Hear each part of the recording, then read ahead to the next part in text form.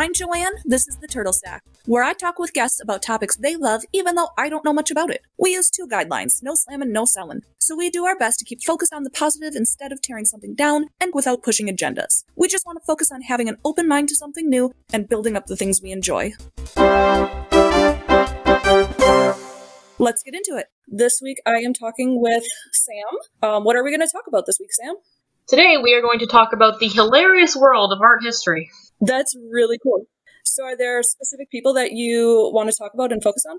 Yeah, I wanted to go from kind of old to new, so artists people may have heard about, and then newer artists that they may want to hear about. So we're going to be talking about Michelangelo, Artemisia, which is a female Renaissance artist, Christie, and I believe the name is pronounced Jean-Claude, but I'm probably pronouncing that wrong. Okay. And we are going to talk about Barnett Newman. And for clarification, a lot of these stories, they may not be entirely true, because these are stories I've heard from my art teacher. So, as new facts come out and new historians tell new information, you may look these up and be like, okay, that wasn't right. That's perfectly fine. And a lot of things from history, we don't know exactly what happened, and a little bit of truth and a little bit of fiction get mixed together to make a good story, and I'm here for it.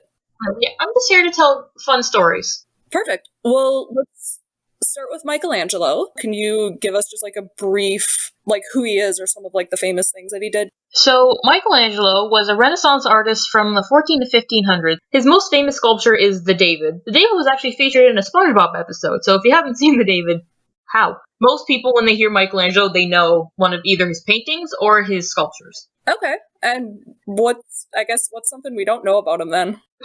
Some people might know, but basically, back when Michelangelo was really young, he had a peer, and either Michael said something mean, or his peer was so jealous that he punched him in the nose. So there are because Michelangelo really rarely painted himself, but there are other artists that painted him, and you can see his nose is crooked, because back then they didn't exactly have Medicare, so his nose was permanently disfigured. Really? Yeah, and because of that, he's kind of became a bitter person. There is a story where as he grew up, he, started carving and stuff. I believe the story comes from the Pietà. I'm not sure. Either way, there's a carving he did that he displayed to the public. The public saw it and they're like, wow, this is amazing. Who did this? And Michael wasn't about that. He liked getting recognition for his art. So when he found out that people didn't know he'd done it, supposedly, he had gone back to, I believe, a studio of some sort. He grabbed a piece of rock, carved his name to it, and put it on the statue. So the next day, people knew that he had done it. Wow. He was very adamant. So around this time, Pope Julius II was in power. And back then, the Pope, there was a king and all, but the Pope really ran the show. If you were called by the Pope to do something, you were going to do it. So Michael was happily told, hey, when I die, I really want a really beautiful tomb, and I want you to carve it. And Michael was ecstatic, because he absolutely loved doing sculptures. That's all he wanted to do. But halfway through the project, the Pope was, looking at the Sistine Chapel, because before Michelangelo had painted it, it was just painted, blue with stars. So Julius looked at the ceiling, and said, that's boring. Hey, Michael, you want to stop carving my tomb for a little bit and paint this? Michelangelo did not want to do that, because he did not like painting. So he combated the Pope at every chance he got. And that's huge. But Michael could get away with it because the Pope needed him, right? The Sistine Chapel is probably the thing that he's known for more than almost anything else. So the idea that he was like, I don't want to do this stupid ceiling. Yeah, no, he hated doing the Sistine Chapel, but he did it. I painted stars on my ceiling, and my neck hurt after 30 minutes. No, in his manuscripts, he literally drew caricatures of himself, drawing and writing poems about how much his back hurt. And when they got to the Sistine Chapel, they are planning how to do this. So Michael's saying, okay, so I'm going to need a scaffolding to get to the ceiling. Julius stops him and is like, hold on, no, you can't do it. You can't do a scaffolding. Are you crazy? He's like, what do you mean? Why can't I do a scaffolding? This is a chapel. People still use it. You basically have to have a scaffolding that doesn't really touch the ground. So he basically makes a second ceiling that I believe that doesn't really touch the ground. So there's some support beams. The main part of the church is open, so people can still go in there while he's painting. And while he's painting, he's standing completely straight up, holding a brush above his head, and just painting the ceiling. I guess I always assumed he had scaffolding so he could lay down and paint, which even that, your arm gets sore. Yeah, see, people believed that's what it was, but he drew himself standing up. Recent historians discovered his drawings that he's painting standing up, looking at the ceiling for hours on end, which I think is worse. Oh my god, yeah, no, that is so much worse. No wonder he didn't want to do it. Yeah, no, he hated painting. It wouldn't matter what. Even if he was just painting normally, he hated painting because he considered himself a sculptor, right? So Yeah. he didn't want to do it. So eventually he did finish the Sistine Chapel, and he was happy because he got to go back to doing carvings. Except when the other pope came in. 20 years later, Pope Clement VII was looking at the Sistine Chapel. He saw the ceiling. He's like, oh, that's great. But the back wall, oh, that's so plain. Oh, I don't like that. Who painted the ceiling? Michelangelo? Okay, let's get him. Michelangelo did not want to paint the back wall. But, it's the Pope. So again, he has to take himself away from doing the one thing he really, really likes in life to go paint the back wall. Poor Michelangelo did not like painting, but when he did it well. And he was determined to do it well no matter what anyone else said. I mean, that's really admirable. Like, even if you don't want to do something, just do it to the best of your ability anyway. Back then, he didn't really have a choice. What if he said no to the Pope? He probably would not have been an artist. Yeah, I just know, like, halfway through the Sistine Chapel, I would be like, okay, everybody's hands are behind their back and everybody's feet are covered by bushes. Like, Absolutely. But no, he was very detailed. So I kind of admire Michelangelo for that, because as much as he was a jerk, he was really passionate, and he just kept constantly being taken away from his passion. So I don't blame him for being bitter. Yeah, I had no idea about any of that about Michelangelo. I can't wait to hear about the next person you have to tell us about. So who do you want to introduce us to next? Artemisia. She was a Baroque artist, I believe. She was learning under her father, because back then women were not allowed to be painters. That was seen as a man's job. You were basically a nun or married. But her father didn't care. He let her paint, and he actually hired someone that he worked with to tutor his daughter. So sadly, those two were left alone, and bad things happened. She was assaulted by this guy, and back then, if you were to have sex before marriage, that was a death sentence for a woman. You would have to get married. So Artemisia implored this guy to get to marry her, right? Right. He refused. He was already married. No! He was already married, and he slept with this young girl. I believe she was 17 at the time. No! And in fact, his plan was to get rid of his wife, marry his sister-in-law, and steal Artemisia's father's paintings for himself. No, but it gets better, because Artemisia technically gets revenge. Now, this isn't confirmed, but historians believe that there is a painting that she painted called Judith slaying Holofernes. I believe that's how it's pronounced, but I'm really bad with names. And this is a painting depicting the beheading of a man. Two women, one woman holding him down, the other woman cutting off his head with a sword. And this is a painting that especially stands out to me because this is a painting that has been painted by many men. And every time a man painted the painting, the woman was always leaning back, not really wanting to cut the head off. And they always painted an old woman next to this overly idealized young woman just to make her look more pretty. But Artemisia didn't have that. She painted real women because she was a woman.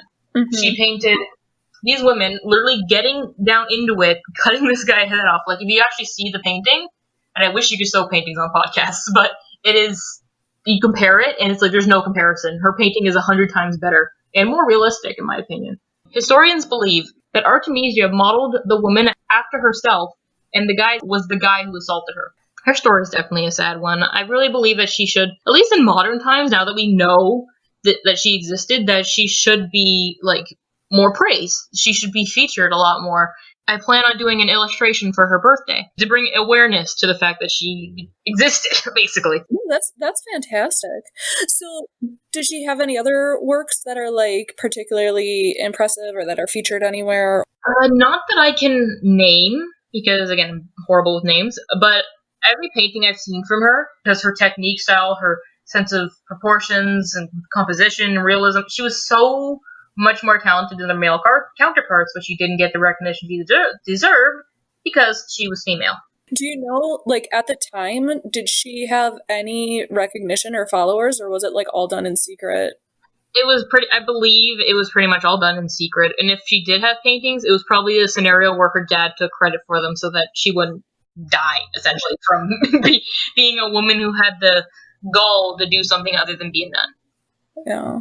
How dare she? How dare she, right? But anyway, there are modern, like now we're getting more into the modern, so we have a couple now with Christie and Jean-Claude. So that is a couple who did what is described as eco art. So what they would do is they would take an area and they would either add to it or take stuff from the area to make art. There was a piece they did, I want to say it's called Earthbridge, but I don't believe that's the name. I'd have to look it up. But they found this like rocky area and they took a bunch of rocks from the area and made a long bridge out into the water and then a little spiral. But it's huge and it's actually become a spawning point for crabs. Like the rocks are still there. They're one of my favorite artists. One of their pieces they called the Valley Curtain. So they took a valley in Colorado, but it had a huge mountain range. So what they did was they took a 150,000 square foot like drape and basically put a divider between the two mountains. So they had to cut a little hole out for trucks to go through, and they had to get permission to like where to hang it so that it wouldn't disrupt bird flight paths. It was so huge. Yeah. They would do like huge things with fabric. They would cover entire buildings in a night with fabric. It was always a spectacle because once they did something, they never did it again. One of their more famous ones that you actually may have seen was called the Pink Lily Pads. It is a series of islands that they covered, like the border of it, in one huge pink like polypropylene sheet that they actually had to get engineers to engineer for them because that had never been done before. So was most of their work like temporary? Like it would go up and then come down a short time later, or? Pretty much all of their art was temporary. So I want to say excluding that earth one, which you don't really need to move, it's just rocks anyway. So one of their like most like I guess I want to say most visited because like tons of people came to this was something that was I believe it's just called umbrellas or something, but I call it the umbrella incident because it's one of their like most beautiful but also most tragic pieces of art. So what they did was in 1984, Christine and Jean-Claude had this idea. In America, they would have a ton, I want to believe like 50 to 100 yellow umbrellas with concrete on the bottom to hold it down. And in Japan, they would have blue umbrellas of the same kind. And they would organize it so at the same time, on the same date, these umbrellas would open. And people flocked to see these umbrellas. When they finally got everything together and opened it on October 9th, 1991, there are like people, like cars lining the streets to see these just umbrellas open all at the same time in both America and Japan. Yeah. It was huge. And you have to think back then, this is 1991. They didn't exactly have smartphones. This was really, really hard to put together, especially to coordinate across the world. Right. It was really pretty for about 30 minutes because they got a call from Japan being like, hey, Christy, Jean-Claude, it's monsoon season. The umbrellas are airborne. People, like, found umbrellas in their backyards. Like, these started to blow away, even though they had concrete on them. And in America, they were also getting wind. So there's a video, a really, really sad video of them in a helicopter, observing their art on a walkie-talkie, and they get a call saying that one of the umbrellas was airborne and landed on someone. No. This couple, their heart, like, simultaneously breaks. They slowly put the walkie-talkie down and just hug each other and cry because one of their biggest, most planned art pieces just hurt someone. Right. And for a while, I believe they didn't do any art. Like, they couldn't. They did interviews after that, and they were heartbroken. Yeah, I mean, well, a lot of people as artists, like, your goal is to bring, like, a little bit of joy and color and, like, happiness. So the idea that something you created had that effect. Yeah, like, they planned this from 1984 to 1991. It took years, and then everything just fell apart, and they didn't even know. They figured the concrete or these big slabs at the bottom of the umbrellas would be enough, but the winds picked them up and they started flying. Yeah. One of them, I believe, either the wife or husband died, but one of them's still alive. It's so unfortunate that their story ended up being a sadder one, but I'm glad you shared it, and I think it's important to see what people are doing with art currently. So I believe the next person you wanted to talk about was a more modern artist as well. So the final story I want to tell. I believe this is 1980s, 1990s era, is Barnett Newman. One of his most famous paintings was a painting called Who's Afraid of Red, Yellow, and Blue 3. It is a huge canvas, like the size of a museum wall. It was huge. And it's just this, and all it is this really, really deep red with a few lines that he called zips. He did not like calling them lines. But these like little lines of like blue and yellow, right? Okay. His idea behind naming it Who's Afraid of Red, Yellow, and Blue is because when people saw it, they got really, really mad because of like, how is this art? It's just a canvas painted red with a couple of blue and yellow stripes. There were people who literally would storm out of the museum because they would see it and they'd be just enraged by the fact that it was considered art. One person in particular, another German artist, saw this painting in a museum, took a knife out, and put 3 gigantic slashes through it. And people were devastated. They actually called what he did a murder of the painting. And the thing is, at this point, people were like, okay, we'll just get the artist to paint another one. Simple enough. At this point, Barnett Newman has passed away. So they have no idea how they were going to restore this. One of Barnett Newman's friends comes forward and says, no, I watched him paint all the time. I can do it. And they're like, are you sure? Are you absolutely sure? Do you have any idea how much this painting costs? He's like, yeah, no, I can do it. Perfectly fine. So he takes it. Took him 4 years to finally fix the painting. And when they looked at it, it looked brand new. They're like, oh my god, how did you fix the slashes? How did you get the paint back together? How did you do this? They put it back up in the museum, and people who had previously loved the painting would like get up real close to it, look at it, and be like, no, that's not the same painting. This is what is this? This isn't the same painting. He just did it entirely? Yeah, here's the thing. From afar, it looked the same, but people who really knew the painting, it wasn't. And there's a reason for that. Barnett Newman used oil paints. He used very specific oil paints, and just aside from the joke of it being like, who's afraid of red, yellow, and blue, the purpose of it was that if you looked close at it, it just felt like your entire sightline was flooded by red.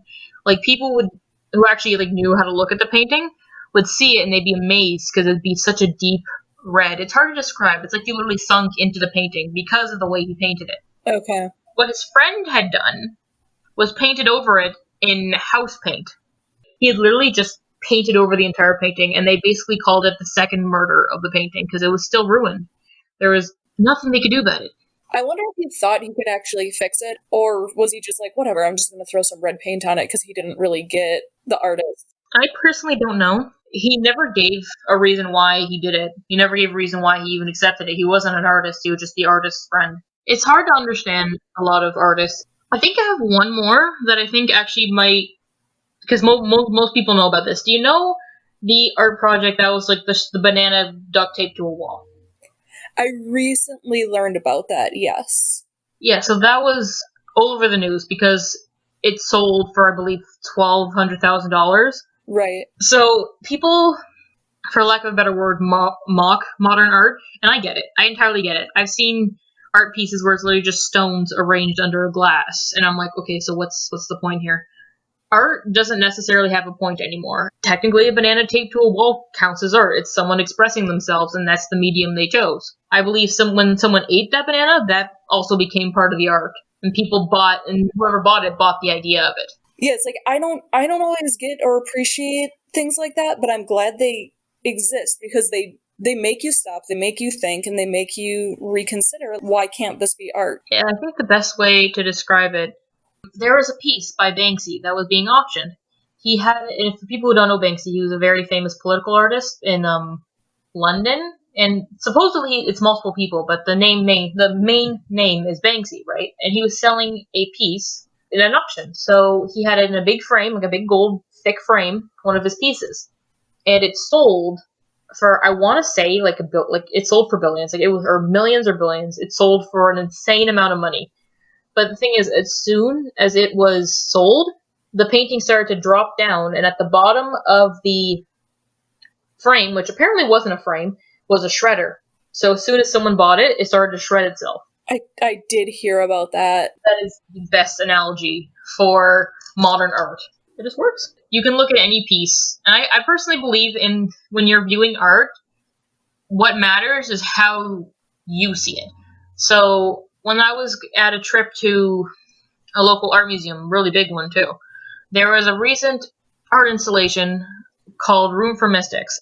The room itself had like a big like 3 hanging sculptures that are just like, that together formed a smiley face, and each painting had a stereo beside it that if you stood in the middle of the room, it played a binaural beat. And a binaural beat is when you have one tone in one ear and a slightly different tone in the other ear, so when they mix together, they make a sound that technically doesn't exist. The artist was Sandra Meigs, I believe, Sandra space Meigs. And I just want to put that out there because it is so amazing. And I stayed in that room because the colors they use and the imageries that she used were just so comforting. Like I walked away from the museum being like, I want my room painted like that because that just feels like pure joy. It was an amazing experience. I'm a person who, like, I struggle with mental illness, and art heavily impacts me in the sense that it helps me feel better. It gives me something to strive for. So when I see art like that, it makes me feel better. It makes me feel like what I'm doing can go somewhere. I would heavily encourage people, even if they're not into art history or into art at all, and that whatever way you choose to express yourself, whether it be writing, makeup, the way you dress, the way you carry yourself, your personality, anything that you put yourself into is art, and you should strive for that. Don't let anybody ever tell you that whatever you're doing, as long as it doesn't hurt anybody, is wrong. Just do it if it makes you happy. That's what art is. Thank you so much, Sam. Yeah, art is basically just expressing yourself, and however you're going to express yourself, do it and enjoy it. Okay. Well, you're obviously an artist. Is there, if people want to look into you, find you, where would you have them go for that? On Instagram at Sentient Salmon, all lowercase, SENTIENT _SALMON. So Sentient Salmon. And that's where I post most of my doodles and my art. And if anybody ever wants to get in contact with me, my DMs are always open.